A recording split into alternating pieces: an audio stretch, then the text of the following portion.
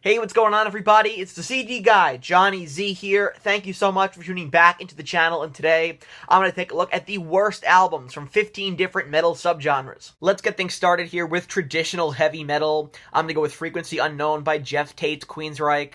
You know, the Queensryche Jeff Tate breakup was pretty ugly, and amidst the legal chaos following his firing from the band, Tate filed a preliminary injunction lawsuit over ownership of the band's name, leading to both Tate and the other members of the band being able to use the Queensryche name throughout 2013. It was finally resolved in 2014, and so we got Jeff Tate's big FU, literally, to his former bandmates with Frequency Unknown, an unfocused, rushed, petty album plagued by awful production, and the record reads like a hate letter to his former bandmates who soon move on to much better things, you know, with Todd Latour on lead vocals. And you also have re-recorded versions here of Queensryche classics like I Don't Believe in Love, Empire, Jet City Woman, and Silent Lucidity, which don't hold a candle to the original. Moving on now to hair and glam metal here with Eat the Heat by Accept. Now, I don't like talking about this one a lot because I've ranted on it in the past ad nauseum here on the channel, so I'll make this one quick. Accept are a band that should never, ever, ever, ever go hair or glam metal, but that's exactly what they did in 1989 with Eat the Heat, bringing in new vocalist David Reese and changing up their look and sound, and the record is a total sellout by a band that should never stray from their straightforward sound, and the drop-off from Russian Roulette to this album is just astounding, and with tracks on here like Ecstasy, Chain Reaction, Love Sensation, and Mistreated, it's easy to see how they would have dropped this shtick immediately, you know, went back to Udo in the 90s for some really underrated records. On to thrash metal here with Bathory and Octagon. I mean, what was Quorthon thinking with this record? It's wild that the same band that brought us Hammerheart and Under the Sign of the Black Mark could also write this lyrical abomination, and the production really is what makes this album unlistenable for me. I mean, earlier Bathory records, of course, had a rougher sound to them, but in a good way, you know? The drums here, though, are thinner than paper and way too loud in the mix. They make Lars's performance on Saint Anger sound like Neil Peart, and, you know, looking past all that, though, I mean, sure, there's a decent riff here and there, but there's not one memorable track on the record that makes you want to, you know, go back and re-listen over and over again. It's all unfocused and sloppy, and honestly, the best part about this record is the band's cover of Deuce by Kiss. Let's keep moving here, this time with death metal, and in another case of what were they thinking, Morbid Angel closed their 8-year drought in between new albums in 2011 with Illud, Divinum, Insanus, their first not to feature Pete Sandoval, who was recovering from surgery at the time, and it's also the band's only album to feature bassist and vocalist David Vincent since he rejoined in 2004. The record goes against everything that, you know, Morbid Angels had done up to that point, experimenting with an industrial influenced sound that just doesn't work, in my opinion, along with programmed drums and computerized beats and effects. Pete Sandoval is badly missing on this record, and not even the long-awaited reunion with David Vincent could save this album from a track like Radicult. Next up, we have Metalcore, and this one is real easy. Let's just go with any Falling in Reverse album. I mean, you know what? The debut is alright, but every Falling in Reverse album after the debut, you guys can pick. I can already hear the Falling in Reverse fans in my comment section saying, oh, well, they are in a metal band. Yeah, no kidding. You know, I wasn't really sure what to go for with speed metal here, so I picked On Parole, the first Motorhead record recorded in 1975 and 1976, unreleased at the time of its completion, and the album wasn't put out until 1979 after the success of Bomber and Overkill, released without the band's permission on a label they were no longer affiliated with. And, you know, I look at Self-Titled from 1977 really as their debut record here. Not so much On Parole, you know, and for the record, the ideas and the songs on, you know, the initial album there, On Parole, are not bad. But in execution, the production on Parole is obviously low budget, and the whole thing sounds like a demo. The band distanced themselves from it upon its release, and, I mean, why wouldn't they, right? After they re-recorded the album for properly their debut in 1977 with the classic lineup of Lemmy, Fast Eddie Clarke, and Filthy Animal, where the songs sound much more developed. Next, we have groove metal, and when it comes to the criteria for these albums, it can either be a band who's native to that subgenre, or a band who's just passing through, just experimenting with a different sound, different style in that subgenre. And so that being said, coming in here for groove metal, my least favorite album from that subgenre has to be Cancer's Black Faith from 1990. 95, and, by the mid-90s, so many extreme metal bands were aiming to try something different, including Cancer with Black Faith, their most experimental record, and it's Cancer's attempt at a more simplistic, groove metal-influenced album here, and I could once again ask, well, what were they thinking? But it's pretty clear what they were trying to do here, trying to write their own version of Heartwork or something like that here, with songs that were shorter and less complex, and the problem with this album is that I really, really, really want to like it. I really do. I've tried very hard to get into this record. I hope it grows on me at some point in the future. But, it's a challenging listen, especially if you're a fan of pretty much anything else that Cancer have done in their catalog. Cancer, I think tried something different here, and I give them credit for that. But underneath the really muddled production is a lackluster, boring album that just doesn't grip me. It was a poor attempt at going groove with a tinge of industrial thrown in there as well, which on paper sounds really cool, but in execution, the album made just about everyone who bought it feel like the clown on the cover. No wonder the band would break things off a year later. Let's talk industrial metal here. What's the worst industrial album I could think of? Well, I gotta go with Transgression by Fear Factory, considered by many to be the worst Fear Factory record, and instead of calling it a bad album, I would just call it a very disappointing album by Fear Factory.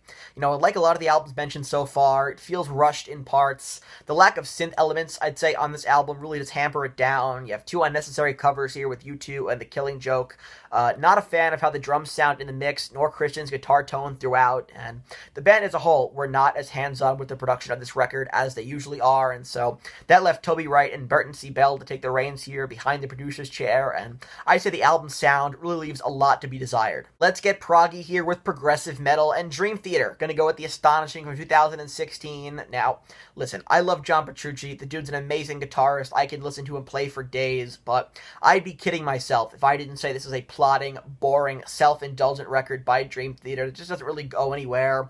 The music was written solely by John Petrucci and Jordan Rudess, and then the rest of the band came in after that, but it's saddled with a concept that only Rush could make sound cool, and the record is 80 minutes long.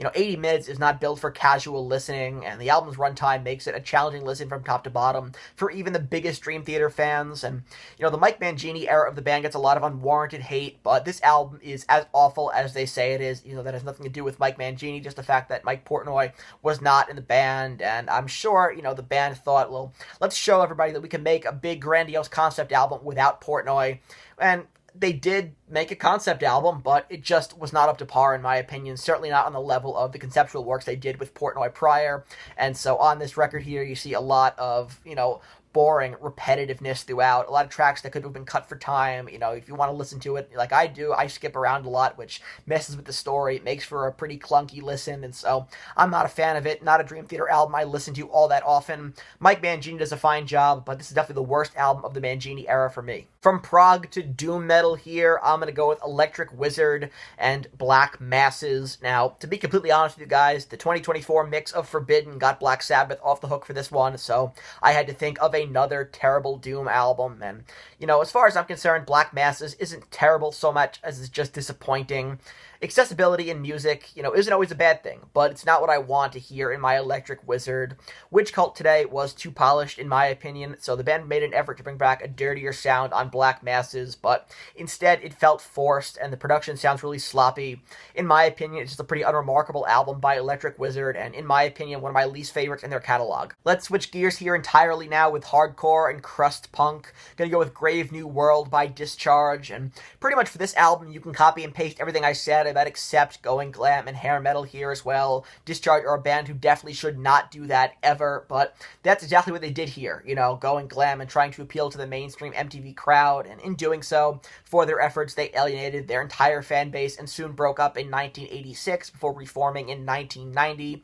Around this time, vocalist Cal Morris had rediscovered Led Zeppelin, and so you can definitely hear a Robert Plant influence on his voice here, but in execution on the album, he just kind of sounds like King Diamond ate Robert Plant, and it just does not sound good.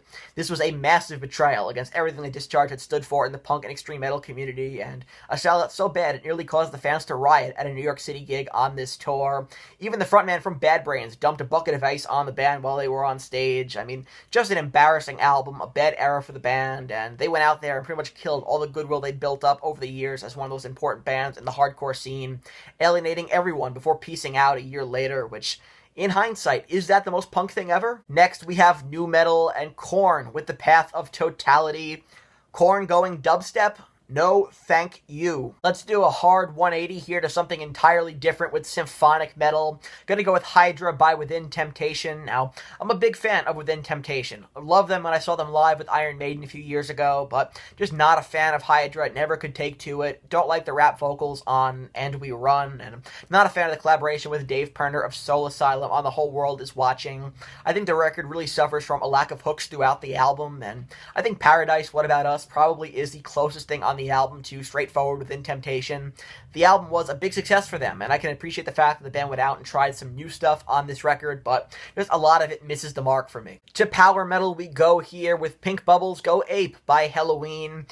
Power metal legends Helloween were on fire coming off the Two Keeper albums, and around this time period, I'd say what they were doing with the Two Keeper, the Seven Keys record, that put them almost just nearly on par with what Iron Maiden were doing around that same time, which if you follow the channel, you know that is the highest praise I can give a band. But what followed was one of the strangest mixed directions in metal history with Pink Bubbles Go Ape. Helloween just lost their edge, and Kai Hansen as well, who left the band due to creative differences, and this album is far less aggressive than their previous works, not nearly as ambitious or creative as well, so not really as interesting, and some of the songwriting on here is downright lazy, and tracks like Heavy Metal Hamsters, Kids of the Century, and Back on the Streets just feel very unserious. This was also the first Helloween album with Roland Gropow on guitar. Great player, but this was not a fair introduction to the band for him. A very lackluster, disappointing follow-up to one of the greatest power metal albums of all time. Last but not least here, we have black metal. Gonna go with Calm Before the Storm by Venom, and I wouldn't say this is an awful album, just an awful album for the black metal innovators, Venom. The band's rock bottom here, in my opinion. The first album without Montes on guitar, and the record tries to, pursue a cleaner sound compared to their previous releases, and I'd say the sound on this album can best be described as synthetic sounding. The drums sound almost like they were using a drum machine, and the attempt at a more melodic, sleeker sound just falls flat, and definitely a far cry from their first few records for sure, and the band would go through a rough time period here for a little bit afterwards. So this was kind of the beginning of a new era for the band, right? First without Mantis, and going forward they struggled a bit for quite a while, and Calm Before the Storm definitely a rough start to a newer era of the band here in Venom. Definitely not an essential, not a classic, and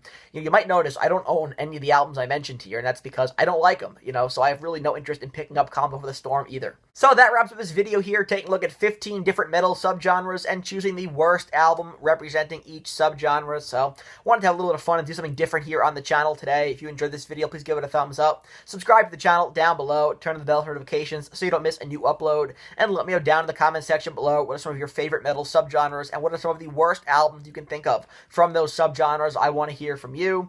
And until next time, it's the CD guy, Johnny Z, signing off. Take care, everybody.